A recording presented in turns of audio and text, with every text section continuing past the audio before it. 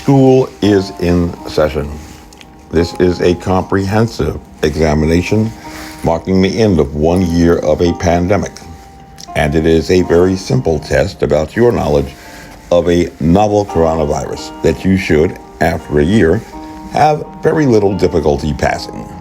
Are you prepared to take the test? Have you done your homework? Let us commence.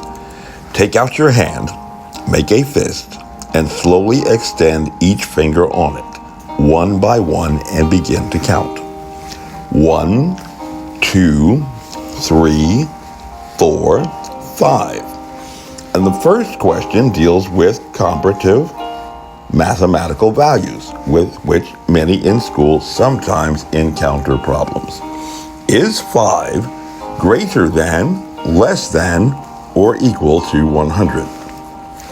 This answer is important because the knowledge required in this examination is cumulative, building upon that which came before, and advancing to fractions and percentages. If we were to convert these two comparative values to a fraction, placing the 5 on the top, that would be called what? The numerator or the denominator. And if we were to place the 100 on the bottom, that would be called the what? The numerator or the denominator. So, in math, converting this fraction to a percentage, we would find that the numerator, 5, as you may have answered, would represent 5 parts of the total denominator, 100, or 5 out of 100, or 5%. Now, continuing in this examination, like the first comparative values question, the next question is whether 5 is greater than, less than, or equal to 20. Why are these numbers, values, important? If you know, you are an excellent student, but we shall begin with a consideration of the fraction 20 over 100, or 20%. Because to an epidemiologist, this is the threshold in what is called a secondary attack rate that a pathogen, be it a virus or a strain of bacteria, must attain to be statistically significant as a finding so as to validate a communicable or infectious disease that is being transmitted from person to person. And you may recall that on March 17th, 2020, Governor Ralph Northam, to much fanfare and press, announced a broad, sweeping executive order banning all non-essential social gatherings of 10 or more, and effectively closing several businesses in the Commonwealth of Virginia, as well as schools and churches. And for his statutory authority, he stated in that order, signed by also Mohammed Norman Oliver, the State Health Commissioner, was VA Code Section 44-146.17. And under that order, now amended and effective only until March 1st, 2021, such executive orders declaring a state of emergency may address exceptional circumstances that exist relating to an order of quarantine or an order of isolation concerning a communicable disease of public health threat that is issued by the State Health Commissioner for an affected area of the Commonwealth pursuant to Article 3.02, Section 32.1, 248.05 et sec of Chapter 2 of Title 32.1. A little bit of law. So according to that provision, even that authority to issue an executive order is contingent upon compliance with VA Code Section 32.1-4805 and a declaration of a communicable disease for an affected area in the Commonwealth of Virginia. Not any place else, but in Virginia. Specifically, that provision states, upon a determination by the State Health Commissioner that exceptional circumstances exist relating to one or more persons in the Commonwealth who are known to have been exposed to or infected with or reasonably suspected to have been exposed to or infected with a communicable disease of public health threat, and that such exceptional circumstances render the procedures of Article 3.01, Section 32.1-4801 et sec. of this chapter to be insufficient control measures, or that the individuals have failed or refused to comply voluntarily with the control measures directed by the State Health Commissioner in response to a communicable disease of public health threat. The State Health Commissioner may invoke the provision of this article relating to quarantine and isolation. So we see that for this preliminary and contingent provision, there must exist what? One or more persons in the Commonwealth who are known to have been exposed to or infected with or reasonably suspected to have been exposed to or infected with a communicable disease of public health threat in an affected area within the Commonwealth of Virginia. Do you recall exactly on what date this declaration was issued? If you need to review your notes, it is actually stated in the lockdown order, February 7th, 2020.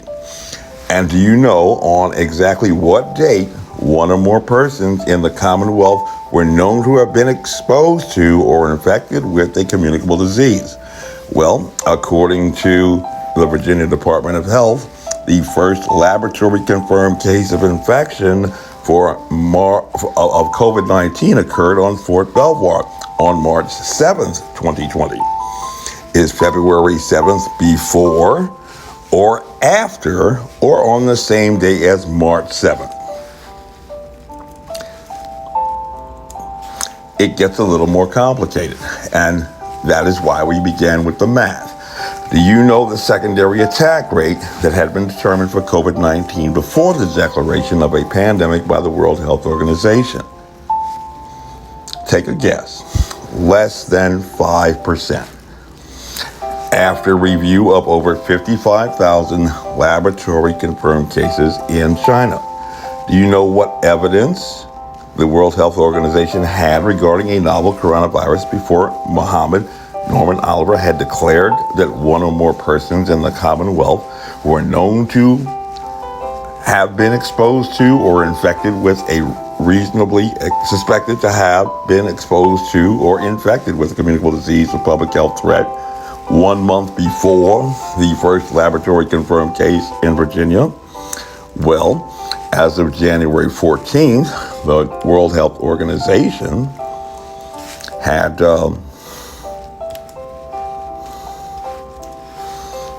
stated that the only possible evidence of human-to-human transmission in China was between family members who had been restricted to close quarters for extended periods. And the governor decided that he wanted to restrict family members to close quarters for extended periods under his order. Further, by February 24th, when they had found less than 5% of secondary infections among over 55,000 laboratory-confirmed cases, these World Health authorities, trained epidemiologists specializing in emerging pathogens, still found only evidence to support a potential human-to-human transmission between family members who had been living in close quarters for extended periods of time, just like persons in Virginia were ordered to do under the order, supposedly to protect them from the disease, contrary to what the World Health Organization that had declared the pandemic had determined by science. And based upon these findings, the World Health Organization stated expressly that there was no evidence to support a conclusion that COVID-19 was a communicable disease being transmitted from person to person, a required finding under the very statutes that Governor Northam had relied upon to begin his lockdown orders, his stay-at-home orders, and his facial coverings mandate. And now for the final examination question. Do you remember the famous DACA decision issued by the U.S. Supreme Court in DHS v. Regents of University of California in August? Do you remember that the holding or rule of law stated in that case was that judicial review of agency action is limited to the grounds that the agency invoked when it took the action or what it knew at the time of the order? So under the law, did Governor Northam have any authority at all to lock down the state or require you to wear a mask?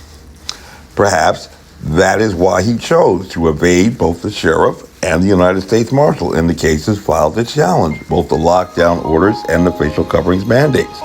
Obstruction of justice through evasion of a summons, felony counts that are punishable by up to 20 years in prison, felony counts that constitute a conspiracy to violate civil rights, another felony punishable by up to 10 years in prison, and establishing prima facie evidence of a pattern of racketeering activity under the RICO Act. And for some reason, even without censorship or suppression of news-worthy information, this was never reported in the press. My name is Major Mike Webb, retired Army Ranger and former operations officer for all Army strategic counterintelligence in the continental United States. And by God, I am running for governor of Virginia. For 2 decades, I served my nation in uniformed service under a solemn oath, so help me God, to support and defend the Constitution of the United States from all enemies, foreign and domestic, an oath to which I remain obligated until such time that I may choose to resign that commission. So I ask every Virginian and every American true to, like the motto of the infantry, follow me, and we shall overcome. Honest. And y'all come back now. Here.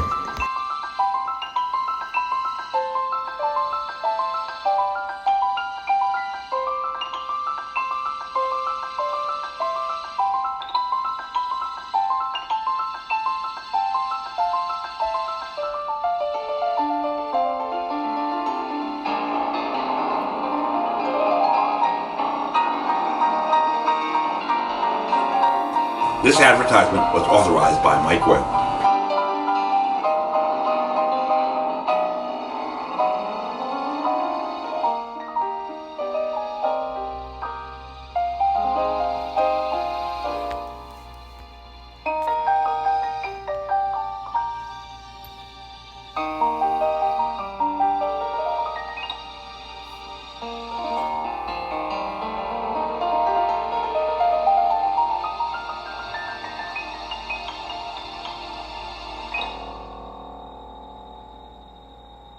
And y'all come back now. Here.